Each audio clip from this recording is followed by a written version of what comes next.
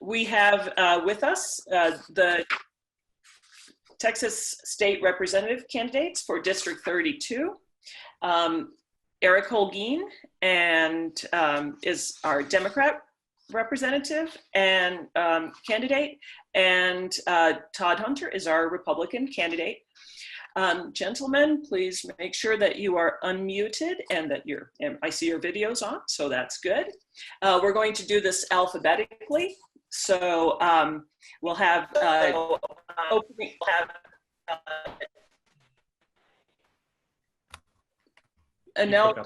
Yeah, there we go. Thank you.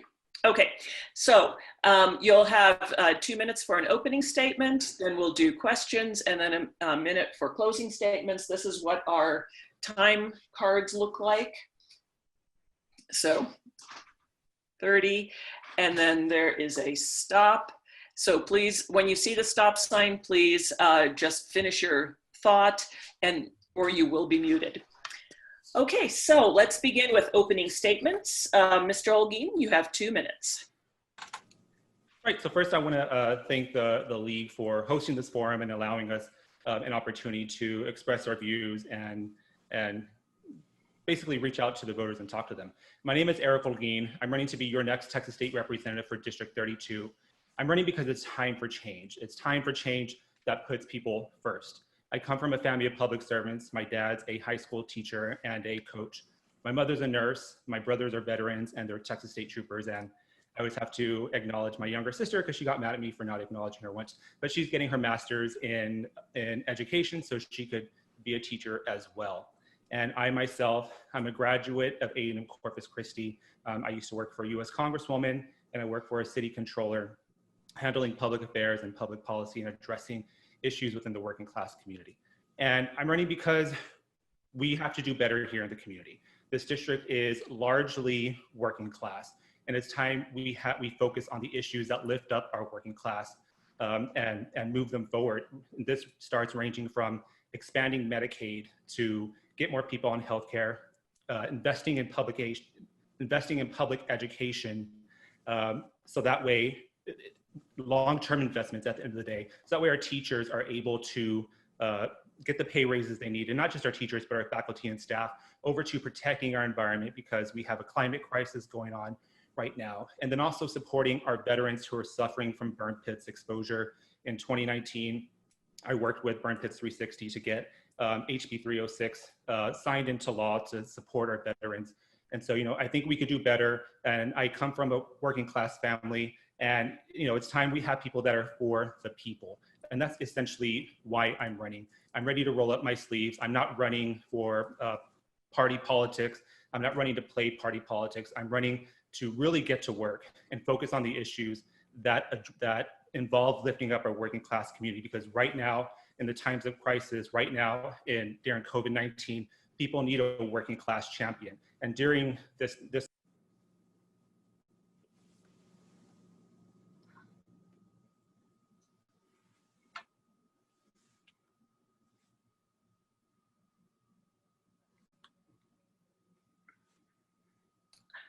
you see my lips moving and I haven't unmuted myself. Okay, there you go. You have your opening statement, Mr. Hunter, 2 minutes. Thank you so much, Paula. And I want to thank the League of Women Voters Corpus Christi for this forum. And you know what? You've all done a great job in educating our community on many of the issues. So let's just get right to it. I've lived in the Coastal Bend since 1978. I'm married. I have 3 children. I have 4 grandchildren. Guess what? They all live here. And what's interesting, we talk about COVID-19. I had identical twin boys, grandsons born during the pandemic, and that gives you a big passion. Let's talk about the critical issues. That's what's the key about District 32. That's what's great about working together. COVID-19, we got to do a good job of balancing health and safety as well as good economics. Suicide prevention, let me tell you, Paula, that is a passion of mine. I am concerned. We've gone through a pandemic. We've gone through hurricanes. Those are trauma events. Guess what? Suicide affects students, adults, and veterans. Domestic violence prevention, human trafficking prevention. And by the way, retired teachers, we got to continue to support you. Women's health, cancer screening access, mammogram access, and make sure insurance covers that access. And remember, October is Breast Cancer Awareness Month. You know, this is a coastal district. It's beach preservation, beach conservation, dune protection, and what? Great folks. You know, the best ideas come from you. Between now and the legislative session in January, give me your ideas. The best laws come from the folks that are listening and participating in this forum. Thanks again, and remember, working together, we get things done. All right, thank you, Mr. Hunter. All right, we'll do the question portion of the forum now. We'll take turns, again, going alphabetically, and we'll switch who goes first and who goes second. Okay, so Mr. Holguin, if you would unmute yourself. And here's our first question.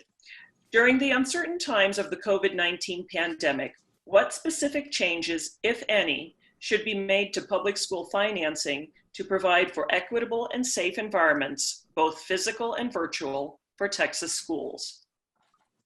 1 minute. Well, first thing, we shouldn't be opening schools until our testing rates are below 5% in the state, because there's fear of the virus spreading more so. And it's important that we also look out for our teachers. You know, I hear stories of teachers who don't feel like they didn't get proper PPE, that they didn't get enough. And so our teachers have to be taken care of as well. There's so much to do to tackle our public education during the times of COVID, but whenever I'm in the session, you could guarantee that I'm not going to support any bill that cuts funding to public education, because that's important that we continue having a strong public education system. And, you know, that's something that we have to continue to do. You know, we have to protect our students, we have to protect our teachers, and that involves being strategic and also ensuring that we're making the right decisions, because I just don't feel that was happening. Thank you very much, Mr. Holguin. Mr. Hunter, same question. During the uncertain times of the COVID-19 pandemic, what specific changes, if any, should be made to public school financing to provide for equitable and safe environments, both physical and virtual, for Texas schools? We did a good job last session. Bipartisan support of funding education. Number one, we don't stop, we continue. We set a good example. As Senator Hinojosa said, you had a delegation bipartisan that worked together. So we continue the funding and we stand up for funding for education. And by the way, we got COVID-19 pandemic. Let's involve the teachers. Let's involve our educators. Let's get their input. You know, we deal a lot with virtual education, tele-education. We're becoming pretty technological in learning. But one of the things I've learned is we need lots of transparency, but we need input from our teachers and our educators going forward. So let's support funding, let's stand with education funding, and let's involve the education community in going forward. Again, they have great input. All right, thank you, Mr. Hunter. Mr. Hunter, this time you get to go first. This is your question. For some time, Texas has led the nation in the rate of uninsured citizens. This situation has been compounded substantially by the COVID-19 pandemic. Many in District 32 have lost their employer-provided insurance for physical and mental health care. What, if any, measures would you take to address this crisis? Let's take COVID-19, especially mental health. You just said that. We need to focus on mental health coverage. Let's look at this. We've got to provide insurance coverage. The state needs to take responsibility. The communities need to take responsibilities. And we need to be proactive in making sure everybody's covered. This pandemic has developed ideas, things, and effects that none of us knew about. So what do I suggest? We do everything we can. We get the insurance provided. We provide it to everybody. The greatest thing that we can do is help the coastal bend and South Texas. I will fight to do everything I can to protect our community and make sure we're covered, because we need a healthy community, and there's nothing better than getting insurance and protection. All right. Thank you. Mr. Holguin, if you would unmute yourself, and I'll repeat the question. And Mr. West, could you hop off, please, until your group is called? That would be most helpful. Okay, I'll repeat this question for you, Mr. Holguin. For some time, Texas has led the nation in the rate of uninsured citizens. This situation has been compounded substantially by the COVID-19 pandemic. Many in District 32 have lost their employer-provided insurance for physical and mental health care. What, if any, measures would you take to address this crisis? The first thing we can do is expand Medicaid. For years, Republican legislators, including my opponent, Representative Hunter, has been voting to reject the $10 billion a year that the state of Texas should be getting to expand Medicaid. If we want to talk about expand Medicaid, then we have more money to put resources towards expanding this healthcare coverage. What that money is, it's money given from the federal government. So because we're rejecting these funds, that money is being reallocated to other states. And other Republican controlling states have accepted Medicaid, most recently Missouri. And so if we want to talk about getting more people on healthcare, if we want to talk about fighting to help people, the first step we could do is expand Medicaid to get more people on healthcare. This will get 1.4 million Texans on healthcare. And so it's important that we take this first step. It's a common sense step. But the reason we have not expanded Medicaid is because, of course, party politics, because this was something that was passed by President Obama, and people want to reject that. Thank you, Mr. Holguin. Mr. Hunter, since your position was challenged, you have a 30-second opportunity for rebuttal. Well, this, I appreciate the league because you're bipartisan and because you ask us to do this as a forum, and I'm going to follow those rules. It's not party politics. Most of the issues we deal in this area are communities, regions. South Texas needs to be on the front burner, and we've got to work together. It's not just one party versus another. If you think that way, you'll never go forward. When you're a state representative, you represent everybody.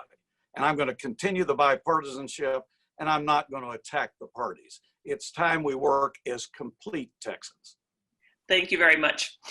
Okay, and Mr. Holguin, you will go ahead and unmute yourself. You'll be answering first for our final question. Okay, go ahead and unmute. Thank you. The League of Women Voters supports online voter registration and universal ballot by mail. What policies, if any, do you support to improve voter participation and to ensure secure elections in Texas? Well, I fully support online voter registration, including same-day voter registration. What we should be doing here in Texas is expanding access to voting, not putting up barriers, not trying to limit people from voting. So I support online voter registration. I support ensuring that your voter registration is changed whenever you renew your license or move to get a different address. Same-day voter registration. I would even question, look at lowering the voting age to at least 17 to start getting our younger people involved, civically involved, because we have a big issue with young people not being involved civically, and that is because we basically cut civic education from our schools. So whenever we empower our young people to start voting, those are going to create lifelong voters, and they're not going to wait to start voting until they have a family and own a home and realize that voting is important, because those decisions are made on that. We got to expand voting, ensure people are able to register to vote online, and that we also do away with having to deputize voters county by county. Thank you very much. We appreciate your answer. Mr. Hunter, I'll repeat the question. The League of Women Voters supports online voter registration and universal ballot by mail. What policies, if any, do you support to improve voter participation and to ensure secure elections in Texas? Well, I want to thank the League of Women Voters, especially Corpus Christi, for taking the lead in educating our community on voting and the ways to vote and registering people. Number one, we got to educate everybody. We got to get people to vote. We've got to get them registered. We are a stronger community, the largest voting base we have. No matter what age, we should be encouraging all ages to vote. Now let's look at what we do in Texas. We have mail-in ballots in some instances, but we also have curbside service in certain circumstances. And with the pandemic, we need to be expanding things like that. Also, we have in person. We've got to expand that. And finally, let's be visionary. Let's look at electronic secured voting in the future. We're going towards computers these days. So I think it's great. Let's expand the process, get everybody involved. It makes state representatives and state senators stronger. Thank you very much, Mr. Hunter. And Mr. Hunter, you'll be doing your closing statement first, since we're doing this alphabetically and then reverse. All right, so you have 1 minute for a closing statement. Well, I just want to thank everybody for checking in today and watching us. And I want to thank the League of Women Voters. I want your vote for State Representative District 32. Experience is important for this upcoming legislative session, especially in connection with issues like redistricting. Like, I think the League has a great idea in connection with the Redistricting Commission. I want everybody's support. It makes me stronger for South Texas and the Coastal Bend. And I'm going to fight for our area. And we got to have visions. We got to do job creation growing out of the pandemic, like the oyster mariculture. We got to provide more health access and development through telemedicine. And we got to do continued solid support for our school system, teachers, educators. Remember, working together, we can get these visions done. Trabajando juntos hacemos las cosas. Thank you very much. Mr. Olguin, you have 1 minute to do your, go ahead, yeah, thank you. You have 1 minute to do your closing statement. Yeah, so at the end of the day, what this district needs is someone who grew up in a working class family, who understands our working class values, who is going to be a champion for our working class communities. We also need leadership that is going to be bold and not be afraid to speak up whenever we see injustices being done to our community, to our environment, to disenfranchised community. It takes political courage to really stick your neck out there and not do something where we're just walking the line the whole time. We have to make bold choices. We're headed in a direction where people are craving true leadership that puts their interests first. I'm rejecting all corporate PAC money so that way I could be held accountable to voters as opposed to big special interests. I'm running a strong grassroots campaign regardless of political affiliation, Democrat, Republican, Independent, Green, whatever your political affiliation is. I'm ready to work with you so that way we can actually get real things done and accomplish stuff. All right, thank you very much, Mr. Olguin. And thank you, candidates for Texas State Representative District 32 for participating in this forum today. We really appreciate your participation. Thank you. All right, you may hop off.